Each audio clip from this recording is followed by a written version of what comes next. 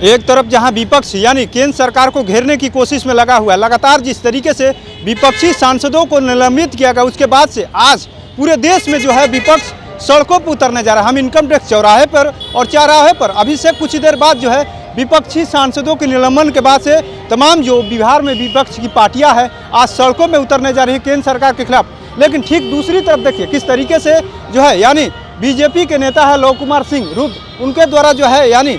विपक्ष को घेरने के लिए एक तरीके से कहे तो यानी साफ साफ एक पोस्टर लगा दिया है किस तरीके से जो ये लोग हैं यानी बिहार के शिक्षा मंत्री हो गए स्टालिन हो गए या स्वामी प्रसाद मौर्य, यानी आपको बताते हैं स्वामी प्रसाद वो है जो कभी मायावती के राइट हैंड कहे जाते थे, लेकिन इस समय जो है यानी समाजवादी पार्टी में है और समाजवादी पार्टी में रहते हुए भी लगातार ये जो है अपने बयानों से बाज नहीं आते। एक तरीके से कहे तो लगातार जो है धार्मिक ग्रंथों को लेकर के स्वामी प्रसाद मौर्य जो है बोलते रहते हैं। वहीं शिक्षा मंत्री की बात कर ले तो रामचरितमानस को लेकर के जिस तरीके से लगातार जो बयान देते रहते हैं और उसके बाद से जो पीछे हटने के एक तरीके से कहे तो कभी माफ़ी मांगने की बात करें तो किए नहीं, स्टालिन की बात करें तो लगातार जो है हिंदू विरोधी बयान देते रहते हैं। वही स्वामी प्रसाद मौर्य लगातार एसपी में है और एसपी में रहते हुए उनके ऊपर अभी तक जो है कोई कार्रवाई नहीं हुई। दीपावली के मौके पर भी लक्ष्मी देवी को लेकर के जिस तरीके से माता लक्ष्मी को लेकर के वो बयान दिए थे, कहीं ना कहीं लगातार उनका विरोध किया गया कई जगह, लेकिन अभी भी लगातार हमेशा वो एक तरीके से कहे हिंदू विरोधी बयान देने के लिए जाने जाते हैं। और एक तरफ जहां विपक्ष सड़कों पर उतरने जा रहा है, वहीं दूसरी तरफ बीजेपी की तरफ से ये पोस्टर दिया गया है। देखिए किस तरीके से पोस्टर में साफ साफ दर्शाया गया 2024 की अगर लड़ाई जीतनी है,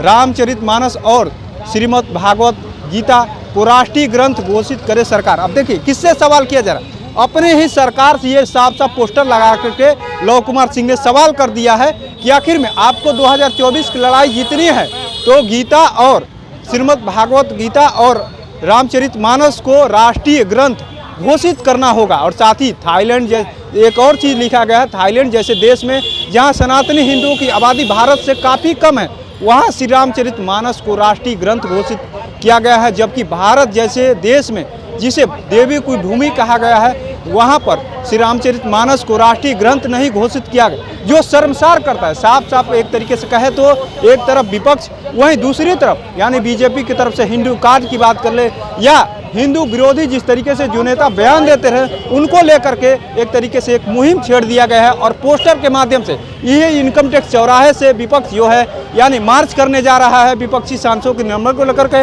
लेकिन ठीक पहले यानी एक पोस्टर जारी करके साफ साफ ये दर्शा गया कि राष्ट्रीय ग्रंथ घोषित होने पर ऐसे विधर्मी होंगे सलाखों के अंदर। देखिए किस तरीके से ये 3 नेताओं की तस्वीरें लगाई गई है जो हिंदू विरोधी बयान को लेकर के इनको साफ साफ दर्शाया गया है कि अगर राष्ट्रीय ग्रंथ घोषित हो जाता है तो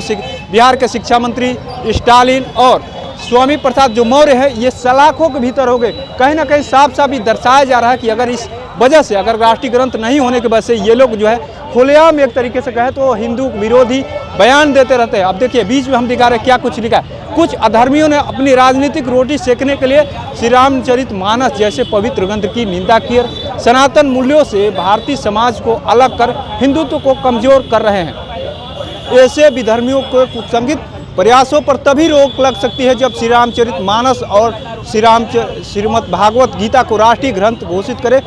घोषित कर संवैधानिक दर्जा दिया जाए। अब आप हमको बताते हैं इसके पीछे क्या वजह, आपको बताते हैं लगातार जो है बिहार के शिक्षा मंत्री श्री रामचरितमानस को लेकर के बोलते रहते हैं। वहीं जिस तरीके से यानी उत्तर प्रदेश में समाजवादी पार्टी में वरिष्ठ पद पर एक तरीके से कहे स्वामी प्रसाद मौर्य है, कभी मायावती के राइट हैंड कहा जाता है, लेकिन इस समय समाजवादी पार्टी में है, वरिष्ठ भूमिका उनकी है। वही स्टालिन की बात करें तो अपनी अलग राजनीति है, लगातार हिंदू विरोधी बयान देते रहते हैं। कहीं ना कहीं साफ साफ ये दिखा दिया गया कि एक तरफ जहाँ विपक्ष सड़कों पर उतरने जा रहा है तो वहीं सनातन विरोधी नेताओं को घेरने के लिए, विपक्ष को घेरने के लिए किस तरीके से बीजेपी के द्वारा पोस्टर लगा दिया गया और साफ साफ मांग कर दिया गया कि आखिर में बिहार देश में पूरे हिंदुओं की इतनी आबादी है तो आखिर में जो हमारे ग्रंथ हैं उनको राष्ट्रीय ग्रंथ क्यों नहीं घोषित करे सरकार। अपने ही सरकार पे एक तरीके से कहे तो उनको साफ साफ मैसेज दिया जा रहा है बीजेपी के नेताओं के द्वारा कि आखिर में आपकी सत्ता है, आप इनको राष्ट्रीय ग्रंथ घोषित करिए। और तभी ये लोग जो है हिंदू विरोधी जो बयान देते हैं, हमारे धार्मिक ग्रंथों का